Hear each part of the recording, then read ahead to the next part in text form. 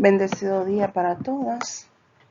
Como habíamos quedado de dar un pequeño repaso del módulo 2 y no habíamos podido, lo voy a hacer por esta vía. El repaso va a ser del módulo 2 completo, comenzando por el área de lengua española. En lengua española trabajamos varios temas, uno de ellos fue el texto teatral. Vamos a empezar hablando sobre la estructura de este tipo de texto y la parte de esta estructura. El texto teatral tiene una estructura similar a otros tipos de texto literario y está compuesto por la presentación, que es la parte inicial en la que se representan los personajes, el nudo, que es el desarrollo del conflicto o la trama de la obra, y el desenlace, que es donde se soluciona el conflicto de la obra. Las partes del guión teatral tenemos los personajes, ¿verdad que sí? Las acotaciones, los actos, las escenas, los cuadros y los diálogos. Aquí tenemos un texto teatral donde se nos pide indiquemos las partes de cada uno. El título, claro está, debe de ser el título, ¿verdad? Es Viviendo la búsqueda de Atlantis. ¿Qué sigue? Los personajes, mayormente lo especifica, están los nombres de los personajes de la obra. En este caso, profesor, Jane, José. Estos son los personajes. Los actos. ¿Cuáles son los actos? Los actos mayormente vienen especificados así mismo. Primer acto, segundo acto, tercer acto.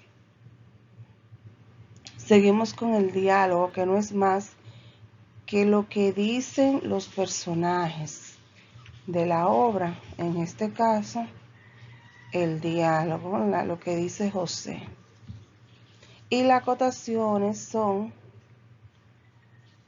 esas partes que especifican lo que está pasando en la obra.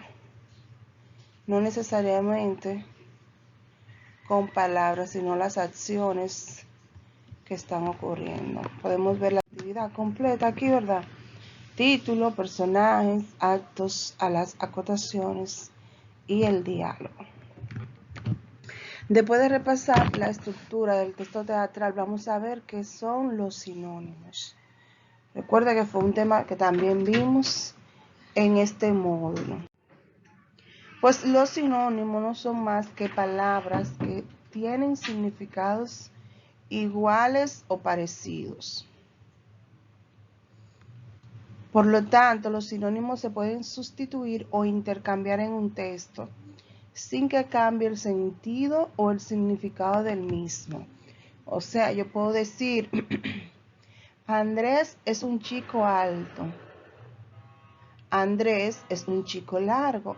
No está cambiando, ¿verdad?, el significado de la oración porque estoy usando sinónimos. Aquí tenemos algunos ejemplos de sinónimos. Por ejemplo, abundante, su sinónimo mucho. Anteojos, gafas. Batalla, guerra. Se fijan, son palabras, ¿verdad?, que tienen el mismo significado. Seguimos con esta pequeña actividad que fue la que le puse la semana pasada en la pizarra. La que no la tenga la voy a volver a reenviar, donde vamos a leer las siguientes oraciones cambiando las palabras en negrita o subrayadas, que fueron las palabras que yo le puse en rojo en la pizarra. Bien, por ejemplo, mi mamá me relató un cuento divertido. ¿Cuáles son las palabras que voy a cambiar? Relató y divertido. ¿Y cómo así, profe? ¿Cómo la voy a cambiar? Pues fácil. ¿Cuál es el sinónimo de relató? Yo puedo poner mi mamá me contó, ¿verdad que sí? Yo no sé escribir muy bien con con este lápiz, pero podría ser mi mamá me contó un cuento. ¿Cuál es el sinónimo de divertido? Muy alegre, etcétera. Vamos a cambiar entonces la palabra en negrita por un sinónimo. Bien, continuamos con los antónimos. ¿Qué son los antónimos? Pues los antónimos, a la diferencia de los sinónimos, son palabras que tienen un significado opuesto o contrario entre sí, o sea, que tienen significados diferentes. Son, y como había dicho, contrario a los sinónimos, que son significado parecido. Algunos ejemplos de antónimos tenemos antónimos de alegría, tristeza, depresión, melancolía, ¿verdad? Son antónimos de alegría.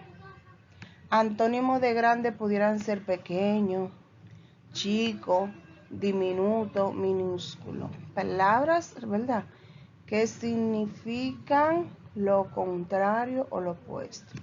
En esta también tenemos una pequeña actividad sobre los antónimos, que fue el texto que vimos en la pizarra también, en la semana pasada, donde iban a leer el texto y iban a cambiar las palabras en negrita. En este caso están en negrita, en la pizarra estaban de rojo, por su antónimo. Por ejemplo, el texto dice, un oso grande comía frutos secos en la selva. El antónimo, ¿verdad?, que está marcado en negrita, grande, yo lo voy a cambiar por su antónimo. ¿Cuál sería entonces? Pequeño. Muy bien, entonces en el primer cuadro yo coloco aquí pequeño y ya está. Un oso pequeño, le cambio el significado, ¿verdad? Pequeño.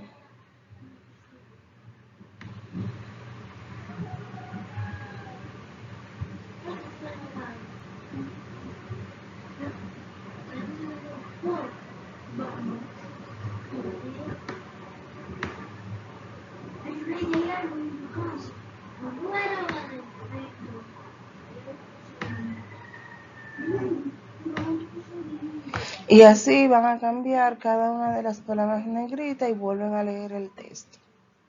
Bien, para seguir trabajando con los sinónimos y antónimos, les dejo esta actividad.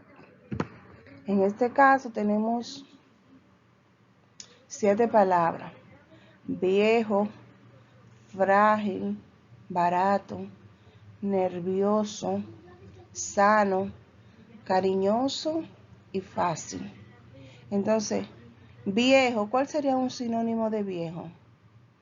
¿Cuál sería el sinónimo? La palabra que signifique un significado parecido a viejo. Puede ser antiguo, ¿verdad?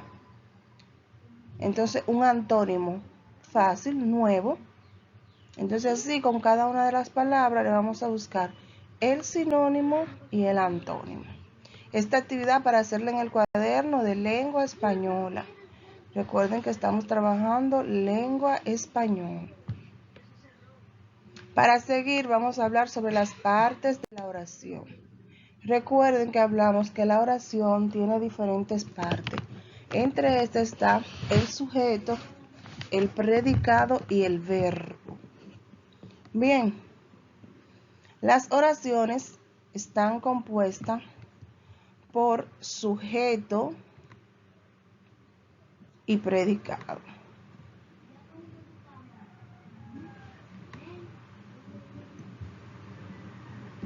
Vamos a marcar aquí el sujeto de amarillo y el predicado de azul para que lo vean mejor.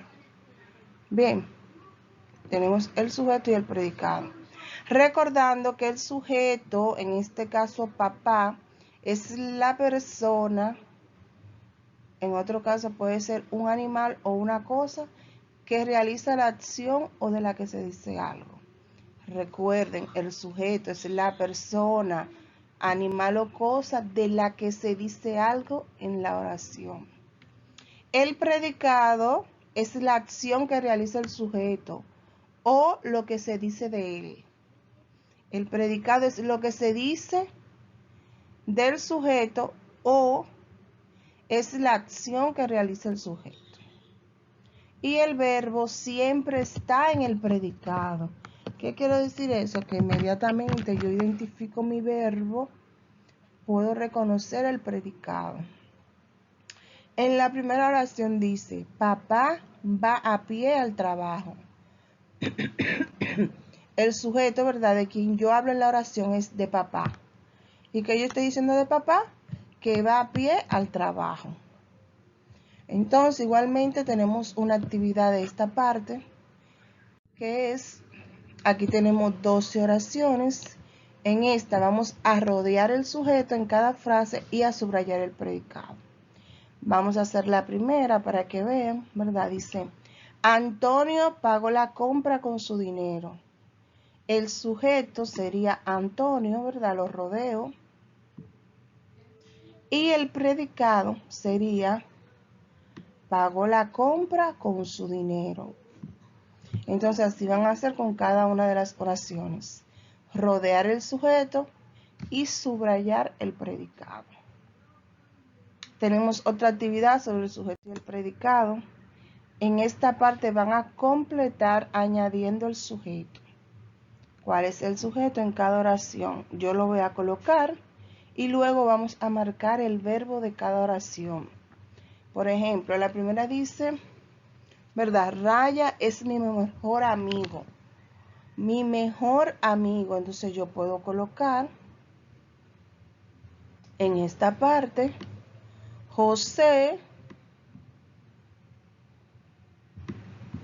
Yo puedo colocar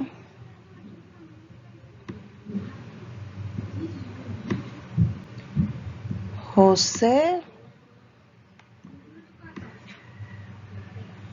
es mi mejor amigo. ¿Por qué puse José? Porque amigo está en masculino y supone que es varón. Entonces me dice que además de añadir un sujeto, yo debo marcar el verbo. José es mi mejor amigo. ¿Cuál es el verbo? Correcto, la palabra es del verbo ser, ¿verdad que sí?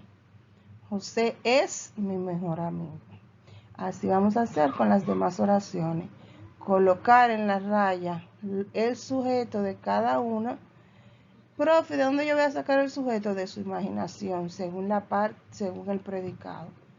El sujeto de su imaginación, como yo hice con José. Bien, seguimos con la continuación.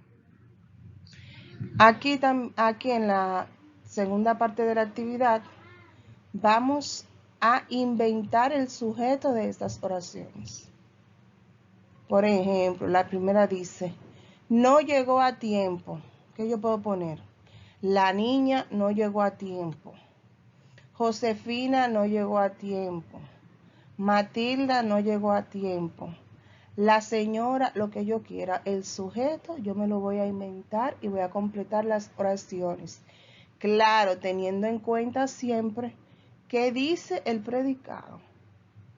Entonces aquí vamos a hacer lo contrario en la parte 4. Vamos a inventar un predicado para las oraciones. La primera dice mis abuelos. ¿Cuál sería el predicado? Bueno, mis abuelos vinieron de visita a la capital. Un ejemplo, ¿verdad? O mis abuelos están felices por las fiestas. Mis abuelos vienen a pasarse el fin de semana. Mis abuelos están enfermitos. El predicado que ustedes quieran, teniendo en cuenta siempre cuál es el sujeto. Bien, para seguir ya con la otra parte de lengua española, dejando atrás las actividades, tenemos lo que es el sentido literal y figurado. Recordando que hablamos que el sentido literal son palabras que significan lo que dicen, que no tienen ninguna interpretación. Por ejemplo, este cuarto es un basurero. Literalmente quiere decir que es un cuarto para tirar la basura. Un cuarto que está hecho, ¿verdad?, para echar la basura. Y el sentido figurado es lo contrario. Nos dice ideas que tenemos que interpretar. Por ejemplo, Teresa es una joya. ¿Qué quiere decir esta oración? Que Teresa es bonita, ¿verdad que sí? Porque Teresa no es una joya en sí. O sea que tenemos que interpretar lo que dice la oración. Para repasar el sentido figurado y literal, recuerden que no le fue muy bien en la práctica, tenemos un pequeño ejercicio. Por ejemplo, decir simplemente estos 7 versos tenemos si están escritos, en sentido literal o figurado. Vamos a ver el primero. Dice: iba un niño travieso cazando mariposas. Iba un niño travieso cazando mariposas. Eso está escrito en sentido literal o figurado. Y lo coloco en el espacio en el cuadro, ¿verdad? Recuerden que deben escribirlo en su cuaderno y ponerlo al lado. Seguimos, continuamos con otro tema de este módulo, que es el verbo. ¿Qué es un verbo? Recuerdan, ya lo vimos con el sujeto y el predicado, que el verbo es la parte de la oración que expresa una acción, un movimiento, una existencia, una condición o estado del sujeto. ¿Qué quiere decir esto? Que los verbos expresan procesos, acciones, estados o existencia que afectan a las personas o las cosas. En la oración, el verbo conjugado funciona como el núcleo sintáctico del predicado, que une, ¿verdad?, al sujeto con el predicado, ya que indica la acción que realiza el sujeto. Los verbos pueden estar conjugados en un determinado modo, tiempo verbal, persona y número. El verbo es la parte de la oración que expresa una acción. Debemos tener esto presente siempre. Aquí tenemos las actividades sobre el verbo. En la primera actividad nos dice: busca el verbo en cada oración. Mi mamá y yo comemos bizcocho. ¿Cuál es el verbo? ¿Cuál es la palabra que me indica lo que están haciendo? Comemos, ¿verdad? Del verbo comer conjugado en segunda persona. Comemos. Mi mamá y yo comemos. Y así van a hacer con estas 5 oraciones que faltan. La van a leer y van a seleccionar el verbo. En la actividad número 2 dice: completa los huecos con el verbo correcto. En este caso yo voy a leer la oración y voy a completar con los verbos que están entre paréntesis. Dice: el gato subió bajo el árbol rápidamente. El gato subió o bajó el árbol rápidamente. Yo puedo poner: el gato subió al árbol rápidamente. ¿Verdad? El verbo correcto sería subió. Y lo escribo: subió. Y así van a completar con las demás oraciones. Tenemos otra actividad aquí donde tenemos varias oraciones y vamos a escribir el verbo que falta para completar la frase. ¿Qué quiero decir eso? Que yo voy a leer con atención las oraciones y voy a escribir el verbo que hace falta. Dice la primera oración, vamos a hacer un ejemplo. Nadie, las respuestas del examen de historia de ayer. Nadie, puede ser, nadie terminó las respuestas del examen de historia. Nadie copió la respuesta del examen. El verbo que va acorde a lo que dice la oración. Bien, entonces para continuar con otro tema que vimos en este módulo es la descripción. Recordando que describir es explicar de forma detallada y ordenada cómo son las cosas, las personas o los lugares. Para el que lea la descripción, escuche, se los imagine como si los estuviera viendo.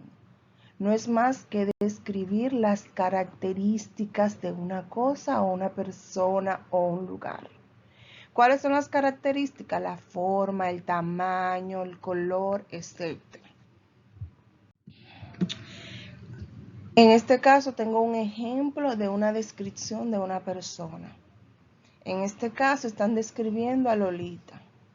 Vamos a leer la descripción. Dice, Lolita tiene 7 años. Es una niña alta, muy bonita y delgada.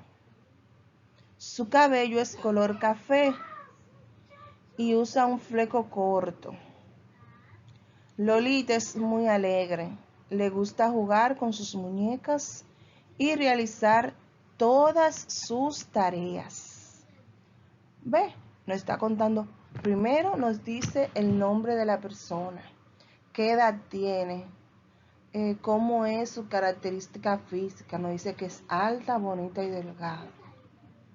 Nos habla de su color de cabello, cómo es su cabello, ¿verdad? También podríamos describir su cara. Y por último, en esta descripción podemos ver características de gusto que le gusta a la niña. Por ejemplo, dice que le gusta jugar y hacer tareas. Para este tema también tenemos una actividad que es identificar cada personaje. ¿Cómo yo voy a identificar el personaje? Leyendo la descripción que está aquí abajo. Por ejemplo, la primera descripción dice, un ladrón asaltó un banco hoy. El ladrón es alto, delgado, de ojos café, tiene pelo corto y es rubio. Está usando una sudadera café con naranja. ¿Quién sería ese ladrón? Según las características que indica, yo voy a buscar el nombre y lo voy a colocar al lado. Entonces, con esta parte terminamos lo que es el área de lengua española. Realicen las actividades que les sugerimos para que repasen el contenido.